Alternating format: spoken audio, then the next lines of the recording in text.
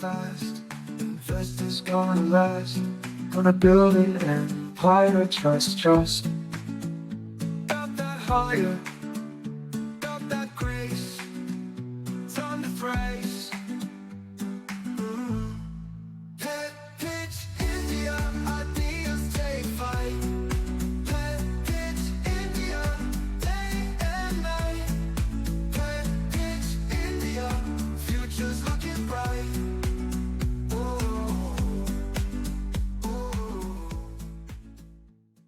Welcome back to the Deep Dive. Today we are diving into a topic that really captures the friction between explosive economic growth and ethical responsibility. We're talking about the Indian pet industry.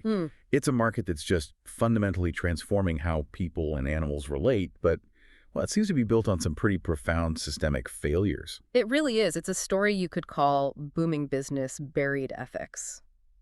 I mean, on one hand, the numbers are just staggering. Right. The market is projected to hit something like, what, 7,500 crores by the end of 2026? And this is all being driven by a massive cultural shift. Pet humanization. Pet humanization, exactly. People are treating their pets like children, spending huge amounts on premium food, fancy grooming, all the luxury services. So the spending is high, but the actual welfare behind all that spending is dangerously low. Precisely. All that consumer spending is basically masking three critical failures. You've got regulatory gaps, a huge deficit in what consumers know. The information asymmetry. Right, information asymmetry, and a really dangerous level of impulsive, high-risk consumer behavior. And our mission today is very focused. We've gone through a stack of sources that are advising an ethical pet startup, and we need to distill the absolute must-do roadmap for this retailer. Basically, how do you design a business model that can insulate itself from all these failures? And before we get into the nuts and bolts of the law, we have to grasp the scale of the consumer problem. It underpins everything else. Okay. And here's the statistic that is it's shocking. The Pet Homelessness Index report found that 50% of current or former pet owners in India have abandoned or relinquished a pet. Half. That's Yeah. devastating. It feels like this whole idea of pet humanization is conditional. It is. Like the affection just stops the second the pet gets inconvenient or expensive. And that 50% is compared to a global average of 28%. It tells you that this high demand is tied to exceptionally low stewardship. Okay, so let's unpack the cultural engine here. Why are so many urban Indians suddenly bringing pets into their lives? It's not just about having more money. It's deeper than that, right? Oh, absolutely. Analysts point to something called the second demographic transition effect in urban India, the SDT. Okay. We're seeing, delayed marriage, delayed childbearing, smaller nuclear families, and critically, the breakdown of that traditional joint family system. All of that leads to more urban isolation. And if that traditional support system is shrinking, people need to find emotional connections somewhere else. They turn to pets. The relationship completely shifts. It's no longer utilitarian, a guard dog or whatever. It becomes deeply emotional. That pet provides unconditional companionship. And that makes the pet an irreplaceable family member, which then drives all that spending we talked about. Yeah. But that's where you said the paradox comes in. It is a massive paradox. You have this huge emotional and financial investment in the pet you own, premium foods, top-tier vet care, but that devotion, it almost never translates into a wider welfare investment. Like ethical sourcing or spaying and neutering. Exactly. Or even just compassion for the huge stray population. For so many, the purebred or exotic pet becomes a status symbol, a clear sign of the owner's affluence. And that's the engine that directly fuels the puppy mills. So if that's what's driving the demand, let's look at the consequences. Because with a 50% abandonment rate, the fallout must be astronomical. The scale is it's overwhelming. And it's a global concern. India has the highest burden of homeless pets in the world. What's the number? The estimate is around 69.3 million. And when you have that many animals, many unsterilized and unvaccinated interacting with people, the public health risk becomes critical. And that's where the conflict really heats up, isn't it? It is. We're seeing over 37 lakhs, so 3.7 million dog bite cases a year. And crucially, India still accounts for about 35% of all global rabies deaths. Wow.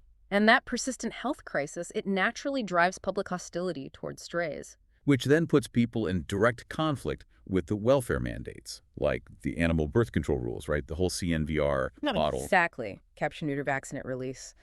The system is just struggling to contain this crisis, which brings us to the core problem. Why do the puppy mills and the backyard breeders, the unethical supply, thrive so easily? Because there's no real risk. The risk is negligible. It's a high-profit, low-risk environment. And here's where it gets really interesting. Let's talk about the legislative failure on penalties. We have this multi-thousand-crore industry, but the law that's meant to police it is stuck in the 1960s. That's the essential insight.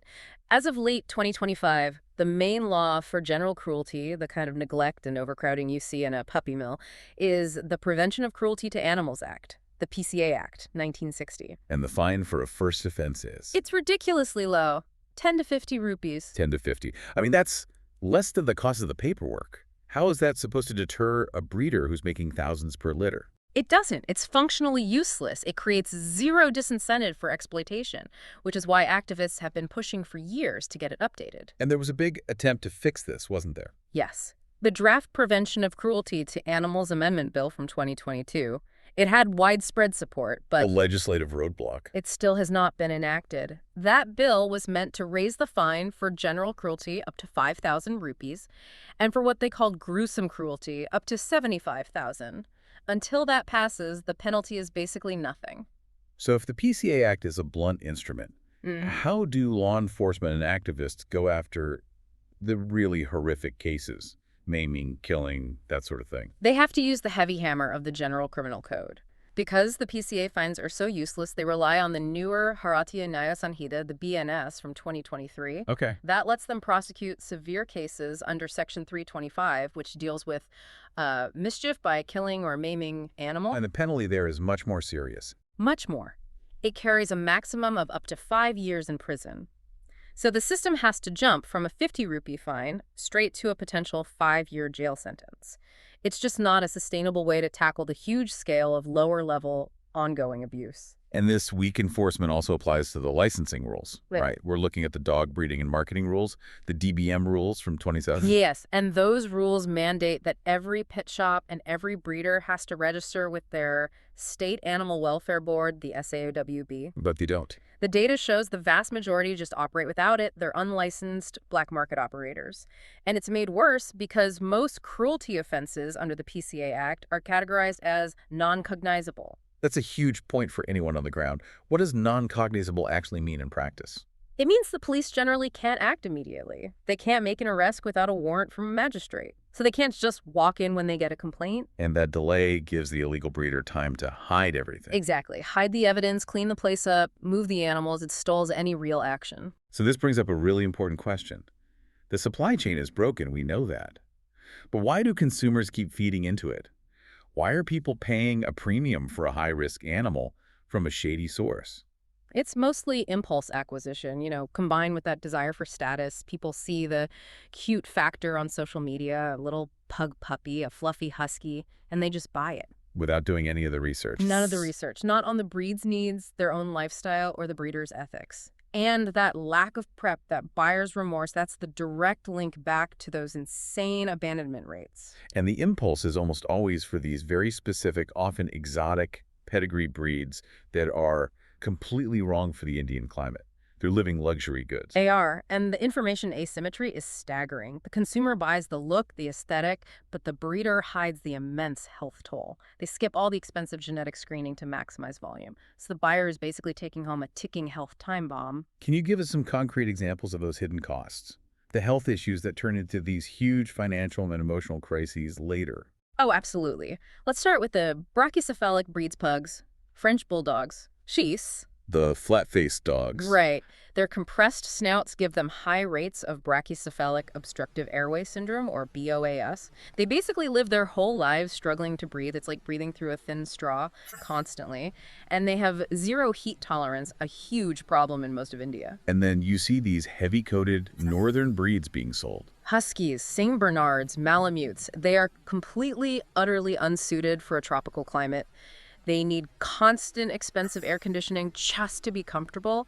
And that recurring expense is often the trigger for abandonment when the reality of the cost hits the owner.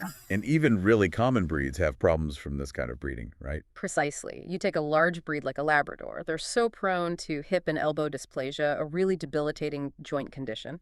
This is often preventable with proper genetic screening, but of course the unlicensed breeders skip that to save money. The consumer's basic right to be informed is just violated every single time. And breeders even use deceptive practices about the animal's age to make them seem more appealing. Oh, yeah. They sell the puppies way too young. They're often separated from their mother at just 4 to 6 weeks. Well before the legal minimum of 8 weeks. Far before it. And why? Because they look smaller and cuter to the buyer. But taking them that early just devastates their immune system and crucially leads to severe, often unmanageable behavioral problems down the line. They miss that critical socialization window. Okay, so let's distill this for our ethical retailer. If they want to be part of the solution, how do they shift that consumer mindset from pet as a product to pet as a life? They need a really rigorous roadmap. Step 1 is an absolute non-negotiable, mandatory, verifiable ethical sourcing.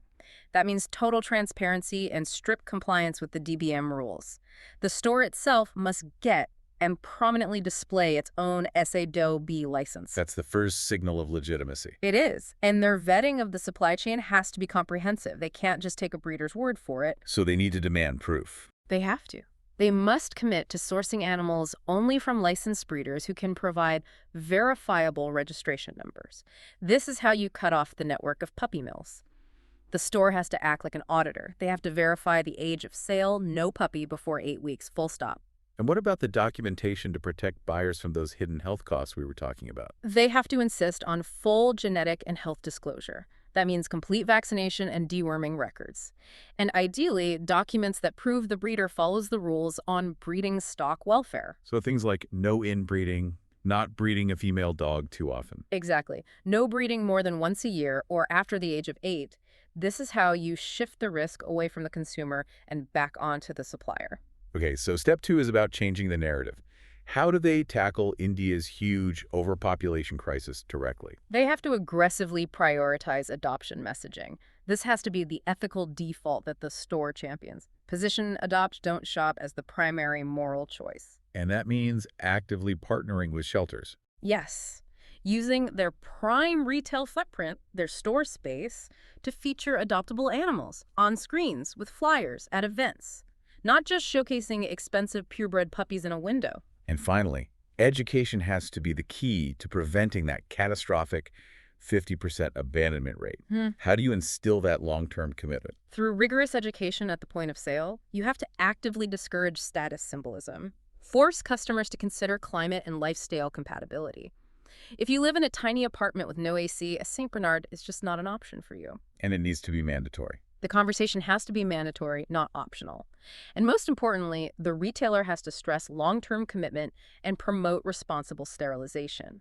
That's how you directly combat the failure of owners to sterilize, which is a huge driver of the stray population crisis. So we've really covered the 2 critical fronts for change. You need legislative action to get those fines up from 50 rupees and eliminate the whole low-cost crime problem. And while we wait for that, you need a massive consumer and retail shift towards responsible stewardship and transparency to fix it from the demand side. And if you connect this to the bigger picture, it's fascinating. India's pet market is booming, right? Generating huge revenues and premium products, showing this profound economic commitment. So that raises a really important question for you to think about. Okay. Will this growing focus on commercialization, on high-end consumerism, finally translate into the political will and the resources needed to actually enforce these fundamental welfare rules, rules like the DBM rules? And can it finally eliminate the crisis that's fueled by puppy mills and just staggeringly high abandonment? That's something for you to mull over as this industry just continues its rapid ascent. Thank you for listening to Petpitch India, a well-researched podcast. Hope you had a great time.